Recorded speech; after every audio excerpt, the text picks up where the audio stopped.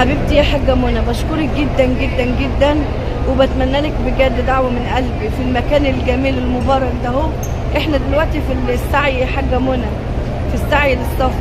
الله يصلح حالك يا رب ويشفي لك مصطفى ويكبر بخاطرك ويرضيك ويعوضك يا مي، ويعوضك يا مي عن كل اللي شفتيه، ويكرمك يا حاج جمال يا رب، ويزيدك من ادب واخلاق واحترام اكتر ما انت كمان وكمان، ويشفيك ويعافيك. اللهم اشفيك يا حاجه منى وعافيك، ويشفيك يا مصطفى، ويشفي كل حبايبنا يا رب، ويشفي كل مريض يا رب.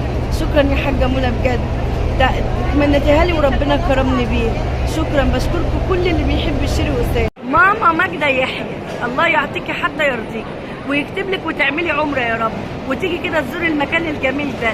الله يرزقك من اوسع الابواب ويوسع عليك ويشفيكي ويخلي لك ولادك يا رب، اللهم امين.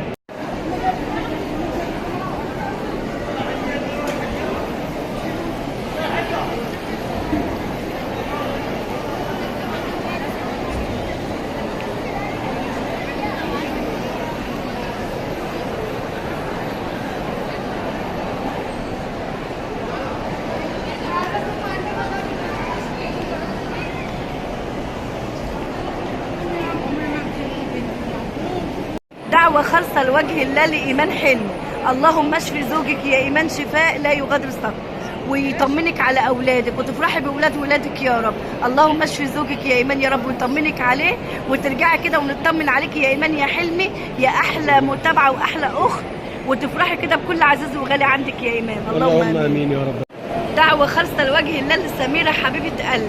سميرة صاحبتي، ربي يا رب يخلي لك ولادك ويصلح لك حالك ويهدي لك جوزك وولادك وتشوفوهم زي ما انت عايزه يا رب، ويكبر بخاطرك فيهم يا سميرة يا بنت حواء وآدم، ويبارك لك في امك وفي اخواتك ويعطيكي حتى يرضيك، اللهم امين يا رب العالمين.